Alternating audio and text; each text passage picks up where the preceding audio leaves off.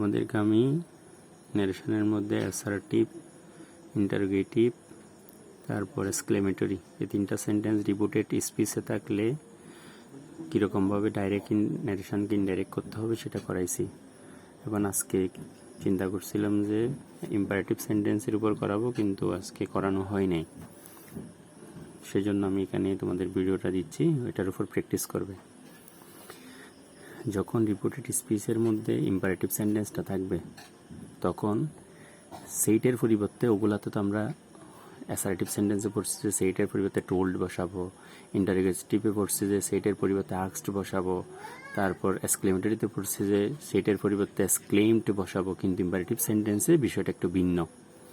এখানে যদি sentence repeated স্পিচের imperative সেন্টেন্সটা যদি আদেশ বোঝাই, মানে আমাকে আদেশ দিচ্ছে, এক কথা হচ্ছে ইম্পারেটিভ সেন্টেন্স হচ্ছে আদেশ দেওয়া, অনুরোধ করা, উপদেশ দেওয়া, এই টাইপের কথা, বুঝছো?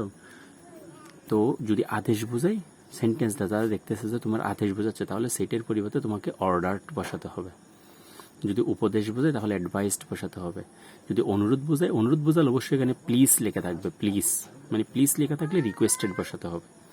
আর যদি দেখতেছে যে আমাকে অনুরোধ বোঝাচ্ছে নাকি আদেশ বোঝাচ্ছে নাকি উপদেশ বোঝাচ্ছে, এই জিনিসটা আমি বুঝতে পারতেছি না, তখন আমি না বুঝলে তখন আমি টোল্ড বসাবো, ঠিক আছে? আর ইনভার্টেড কমার পরিবর্তে এখানে টু বসাতে হবে। ইনভার্টেড কমার পরিবর্তে, এই যে এটাকে ইনভার্টেড কমা বলে, ইনভার্টেড কমাটার পরিবর্তে আমাকে টু বসাতে হবে। তো আমি এটার উপর কয়েকটা এক্সাম্পল দিয়েছি, দেখো। প্রথমে আমি দিছি যে আই সেড টু হিম, আমি তাকে বললাম রিড অ্যাটেন্টিভলি। এই দেখো, এটা যে একটা ইম্পারেটিভ সেন্টেন্স, এটা বোঝার সবচেয়ে বড় উপায় হচ্ছে যে সেন্টেন্সটা তোমার ভার্ব দিয়ে শুরু হয়েছে। তাহলে ইম্পারেটিভ সেন্টেন্স কি, মানে কীভাবে চিনবো? সেন্টেন্সটা যদি ভার্ব দিয়ে শুরু হয় তাহলে বুঝতে হবে যে এটা ইম্পারেটিভ সেন্টেন্স। তো বলছে রিড অ্যাটেন্টিভলি। এখন আমি তাকে বললাম, আচ্ছা সে যদি আমার ভাই হয় তাহলে আমি তাকে অনেক সময় অর্ডার করতে পারি, সে যদি আমার স্টুডেন্ট হয় আমি অর্ডার করতে পারি, অথবা সে আমার যদি বন্ধু হয় তাহলে মনোযোগ দিয়ে পড়ে তাকে আমি উপদেশ দিতে পারি। এখন আমি বুঝতেছি না কি দিছি, তাহলে আমি অর্ডারটা দিতে পারবো, আমি এখানে অ্যাডভাইসটা দিতে পারবো, অথবা আমি এখানে একেবারে না বুঝলে টোল্ড দিব, কিন্তু রিকোয়েস্টেড দিতে পারবো না। যদি রিকোয়েস্টেড থাকতো, যদি রিকোয়েস্টেড দিতাম যে কখন, যদি এখানে প্লিজ লেখা থাকতো, ঠিক আছে? সেই হিসাবে আমি অর্ডার্ড এবং টোল্ড দুটো দিছি। তাহলে আই অর্ডার্ড বা টোল্ড হিম টু, এই টু দেখছি ইম্পারেটিভ ইয়ার জন্য টু দিছি, টু রিড অ্যাটেন্টিভলি। তারপর আরেকটা দিছি, দেখো, শি সেড টু মি, সে আমাকে বললো প্লিজ কিপ মি ইট, আমাকে এটা দাও। তাহলে তাহলে এখানে একটি অর্ডার্ড, এই টোল্ড, অ্যাডভাইস, এগুলো কোনোটা দিলে ভুল হবে, ঠিক আছে? এখানে রিকোয়েস্টেড দিতে হবে, কেন? এই যে এখানে প্লিজ আছে সেই জন্য, ঠিক আছে? সেই হিসাবে আমার এখানে রিকোয়েস্টেড মি, তারপর কি দিব? এই যে টু দিব, টু দিয়ে টু গিভ, এই যে মেয়েটাকে কোথায় দেখবো? অবজেক্টে, মানে কি সাবজেক্ট, এটা ফার্স্ট পারসন, সেজন্য আমি কি কোথায় ফার্স্টে দেখবো? তার সাবজেক্টে, তো এখানে শি আছে, তো মি হচ্ছে আই এর অবজেক্ট, তাহলে শি এর অবজেক্ট হচ্ছে কি হার, এখানে হার এটা বসাতে হবে, ইট।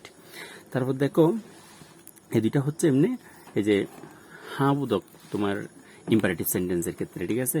এবার তোমাদেরকে এখানে একটু খেয়াল করো, না বোধক যদি ইম্পারেটিভ সেন্টেন্স থাকে, না বোধক ইম্পারেটিভ সেন্টেন্স থাকলে তখন কি করবে? যেমন ফাদার সেড টু মি, বাবা আমাকে বলেছিল ডোন্ট গো দিয়ার, সেখানে যাই না। তাহলে বাবা আমাকে এটা অ্যাডভাইসও করতে পারে, মানে উপদেশও দিতে পারে, আবার না বুঝলে আমাকে টোল্ডও দিতে পারবো, ঠিক আছে? তাহলে ফাদার অ্যাডভাইস অথবা টোল্ড মি, এই যেখানে টু, এমনি তো আমরা টু বসাই দিই, ঠিক আছে?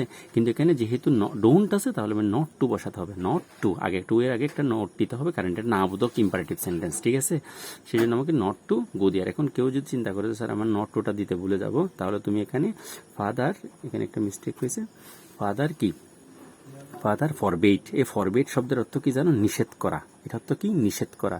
তাহলে বাবা আমাকে নিষেধ করেছিল, বাবা আমাকে নিষেধ করেছিল টু গো দিয়ার, সেখানে যেতে, তখন তোমার নটটা দিতে হবে না, কারণ এখানে একটা নেগেটিভ ওয়ার্ড বসাইছে, এটা একটা নেগেটিভ ওয়ার্ড, ঠিক আছে? এই ফরবেট মানে হচ্ছে ভুলে যা, মানে কি এই যে নিষেধ করা, তাহলে সেখানে যেতে নিষেধ করেছিল, তখন আমি ফরবেট যখন ইউজ করছি আমার এখানে নট টু দিতে হবে না। যদি আমি ফরবেট ইউজ না করে অ্যাডভাইস, টোল্ড, অর্ডার এগুলো ইউজ করি তাহলে আমাকে নট টু দিতে হবে, কথা ক্লিয়ার?